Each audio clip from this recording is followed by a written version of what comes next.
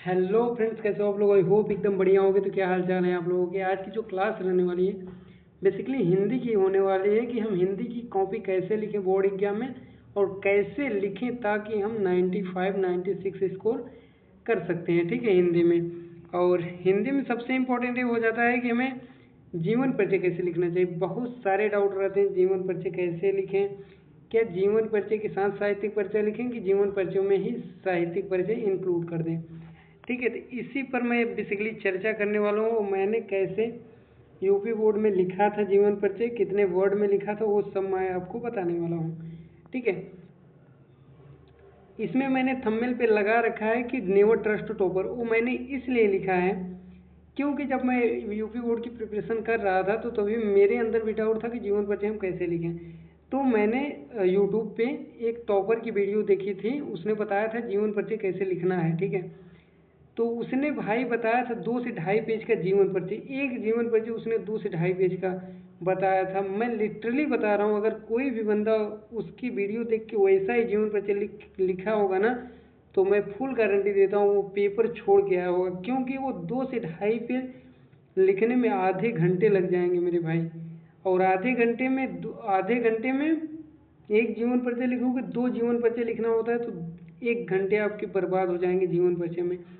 और UP board में 3 घंटे मिलते हैं आपको पेपर फिनिश करने के लिए। ठीक है, तो आप भाई एकदम कुछ नहीं कर पाओगे। तो ऐसे लोगों की वीडियो नहीं देखनी है जो आपको बेवकूफ़ बना रहे हैं। ठीक है मेरे भाई, मैं ऑनेस्टली बता रहा हूँ, आज मैं अपना एक्सपीरियंस बता रहा हूँ कैसे मैंने लिखा था और कैसे आपको लिखना है।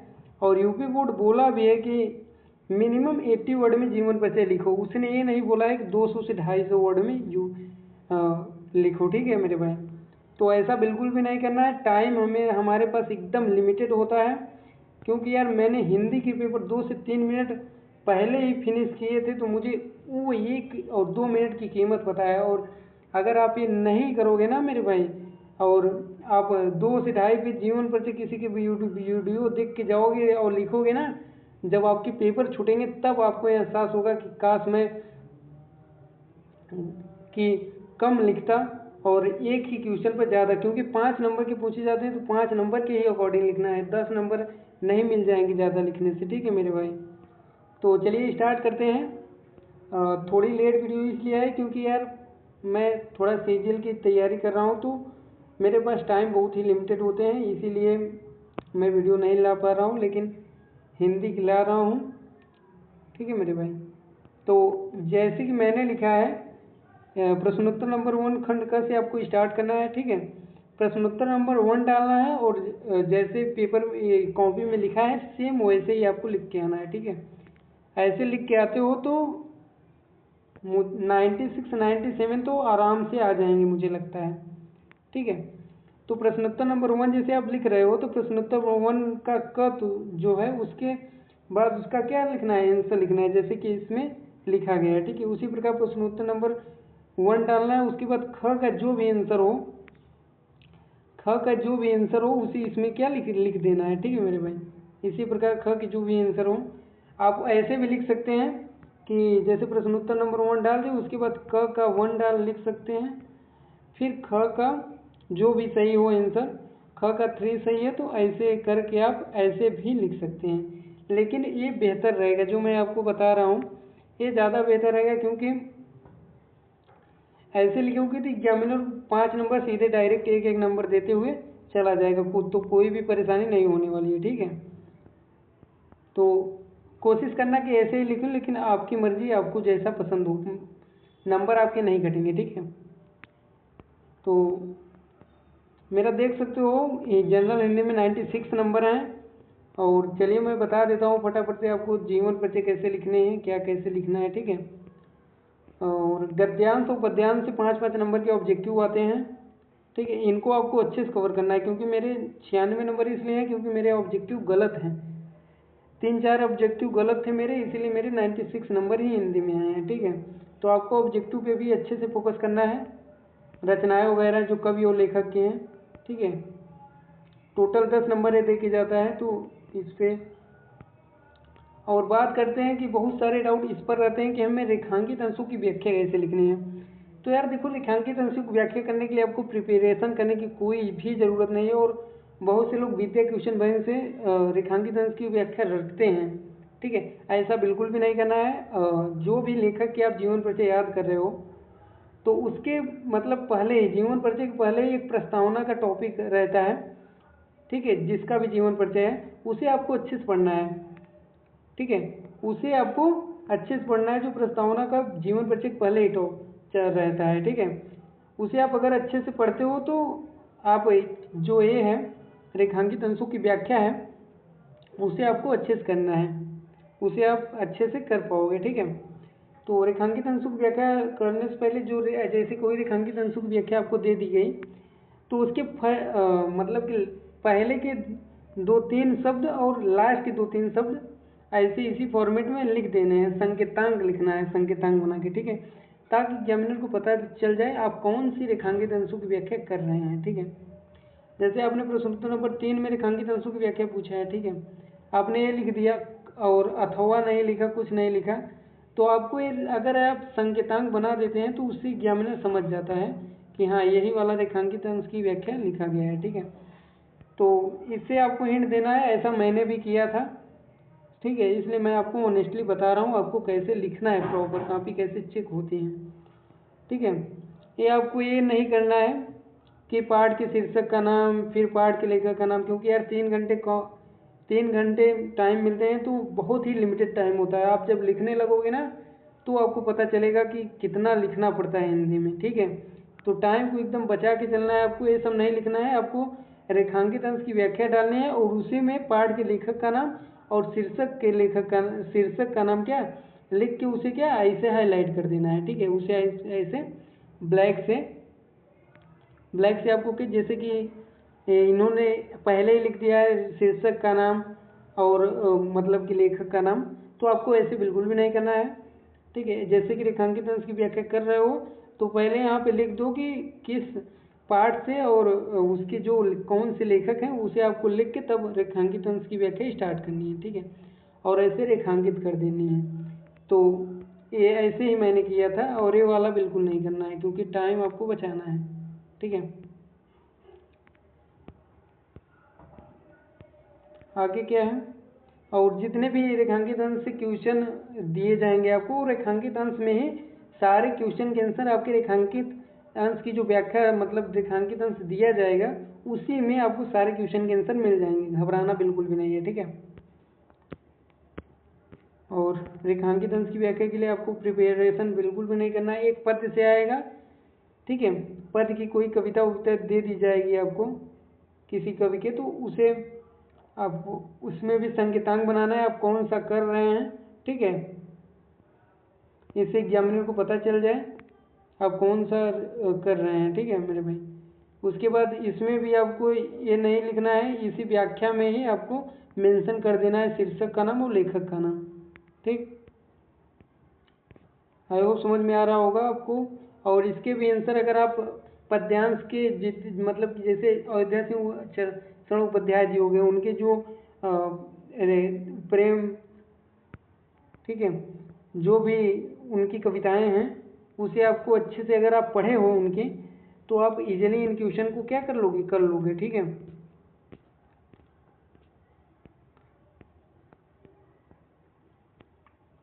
और अब आ गया जीवन परिचय आपको कैसे लिखना है। One of the most topic है जीवन परिचय में, बहुत सारे डाउट रहते हैं, ठीक है। तो जीवन परिचय आप जैसे प्रोफेसर जी सुंदर रेड्डी का हो गया, इन्होंने ऐसे लिखा है, पहले जीवन परिचय इन्होंने लिखा है, जन्म लिखा है, फिर लास्ट में मृत्यु लिख दिया है। उसके बाद इन्होंने क्या लिखा है, साहित्यिक परिचय लिखा है। इतना साहित्यिक परिचय इन्होंने लिख दिया है, इनके साहित्य में क्या क्या योगदान है, ठीक है, क्या प्रोफेसर जी सुंदर रेड्डी के, ठीक है। और उसके बाद इन्होंने क्या किया है, उसके बाद इन्होंने कृतियाँ लिखी हैं, उसके बाद भाषा शैली लिखी है, ठीक है। ऐसा आपको बिल्कुल नहीं करना है, मैं पहले बता दूं, ऐसा आपको बिल्कुल भी नहीं करना है। इन्होंने 2 पेज में तो जीवन परिचय लिखा है, 2 पेज में जीवन परिचय लिखोगे 10 मिनट टाइम खाएगा, ठीक है। ऐसा बिल्कुल भी नहीं, क्या लिखा है फिर भी 5 नंबर मिलेंगे, लेकिन अगर जीवन परिचय में साहित्यिक परिचय ऐड कर दिए होते तो भी सही रहता, फिर भी आपको 5 नंबर ही मिलते, उससे कम नंबर नहीं मिलने वाले हैं। ठीक है, तो इस प्रकार से आपको नहीं लिखना है। ठीक है, इस प्रकार से आपको नहीं लिखना है, क्योंकि लिमिटेड टाइम आपको मिलते हैं, तो आपको अच्छे से ध्यान देना है इस चीज़ को। अब देखो मैं बताता हूँ कैसे आपको लिखना है। जैसे कि जयशंकर प्रसाद जी का जीवन परिचय हो गया। ठीक है, जीवन परिचय आप लिख दो उनका, जयशंकर प्रसाद जी का, कब जन्म हुआ, कब मृत्यु हुआ, और इनके, और इसी जीवन परिचय में आपको क्या साहित्यिक परिचय में इनके क्या क्या योगदान है वो लिख देने हैं। सबसे पहले कोशिश करो कि एक फ्लो चार्ट बना लो। फ्लो चार्ट में आपको जन्म मृत्यु, माता का नाम, पिता का नाम अगर याद हो तो, और उनके जो क्या क्या योगदान है,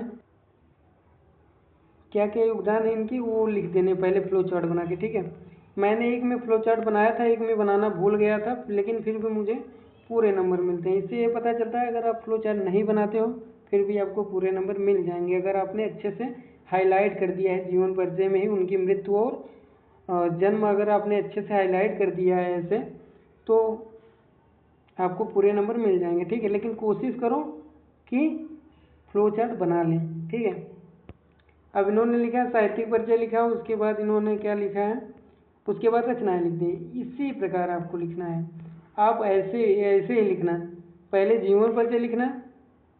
ठीक है, उसके बाद या तो साहित्यिक परिचय लिखो या तो जीवन परिचय में ही उनके साहित्यिक परिचय इंक्लूड कर दो। उसके बाद आपको क्या करना है, रचनाएं लिख के उसके बाद 6 से 7 रचनाएं इनकी क्या करनी है, लिखने हैं, तभी आपको 5 नंबर मिलेंगे। ठीक है, यही ऐसे ही आपको लिखना है ताकि आपका टाइम बच जाए, पूरे नंबर भी मिल जाए। मैंने ऐसे ही लिखा है, लेखक और कवि का ऐसे ही लिखा है। ठीक है, तो इसी प्रकार से आपको जीवन परिचय लिखने हैं और कहीं से भी भटकना नहीं है, फुल में फुल नंबर मिलेंगे विथ प्रूफ, मैं आपको बता दे रहा हूँ। ठीक है, अगर आप 2 पेज 2.5 पेज के लिखोगे तो भाई क्वेश्चन पेपर छोड़ के आओगे, फिर अपने आप को एक्सक्यूजेज मत देना। ठीक है, 1-2 मिनट का वैल्यू आपको तब पता चलेगी ना भाई मेरे भाई, जब आप 1 या 2 क्वेश्चन आपसे छोड़ के आओगे क्वेश्चन। ठीक है, तब आपको पता चलेगा कि 1 और 2 नंबर क्या होता है, 1-2 मिनट क्या होता है। ठीक है, उसी प्रकार आपको जैसे कि बहादुर कहानी का सारांश आ गया है, कथा वस्तु, जनरली कथा वस्तु और सारांश दोनों पूछता है, तो आप बहादुर कहानी के सारांश याद करते जाना। ठीक है, तो इसी प्रकार से आपको लिखना है। ठीक है, बेसिकली मैं जीवन परिचय के लिए ये वीडियो बनाया था, लेकिन मैं आपको ये जो पीडीएफ है, पीडीएफ मैं आपको टेलीग्राम चैनल पे प्रोवाइड कर दूंगा। ठीक है, वहाँ से ये पीडीएफ देख लेनी है कि किस फॉर्मेट में लिखा गया।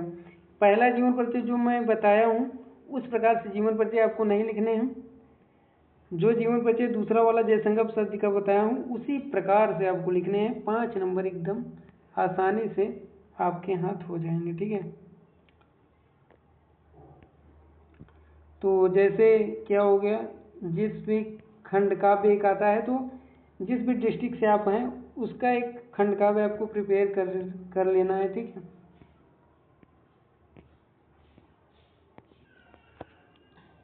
तो ठीक है मेरे भाई, ऐसे आपको जो एक संस्कृत साहित्य हिंदी में अनुवाद देगा, इसी फॉर्मेट में आपको लिखने हैं। पहले जैसे हिंदी अनुवाद आया तो पहले आपको संकेतांक बनाना है, पहले आपको संकेतांक एक बना देना है, उसके बाद आपको संदर्भ और हिंदी अनुवाद कर देना है। ठीक है, ये तो हिंदी अनुवाद तो मैक्सिमम फिक्स रहते हैं कि हाँ यही आएंगे। ठीक है, 1-2 तो फिक्स रहते हैं, आप बोलोगे तो मैं इस पे वीडियो ज़रूर लेके आऊँगा। ठीक है, तो इसके पीडीएफ मैंने टेलीग्राम पे भेज दूंगा। ठीक है, वहाँ से आपको देख लेना है कैसे कैसे लिखना है। ठीक है, तो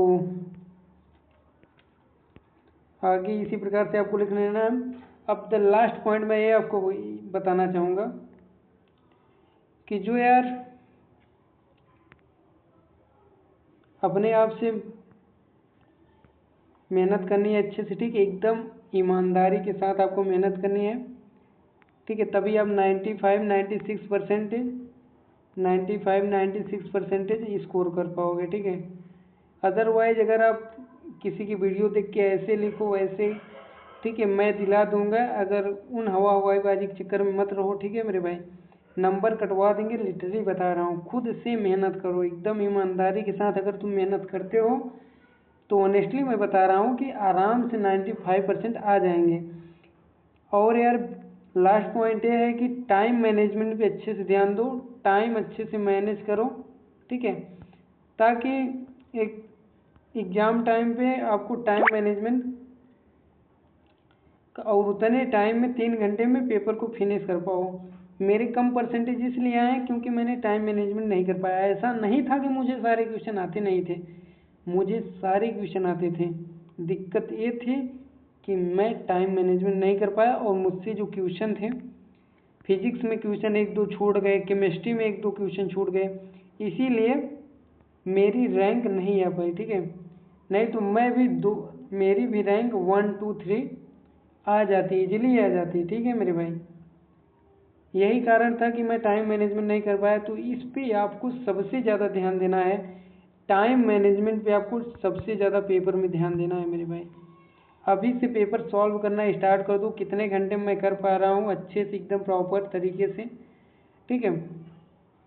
और वीडियो पसंद आया हो तो अपने दोस्तों के साथ शेयर ज़रूर करना, और किस टॉपिक पे आपको वीडियो चाहिए वो आप कमेंट में बता देना, मैं उस टॉपिक पे ज़रूर लाऊंगा, ठीक है मेरे भाई। तो मिलते हैं अगली वीडियो में। और फिलहाल तो मेरी क्लास स्टार्ट होने वाली है यार सीजीएल की, क्योंकि मैं सीजीएल की प्रिपरेशन कर रहा हूँ, ठीक है।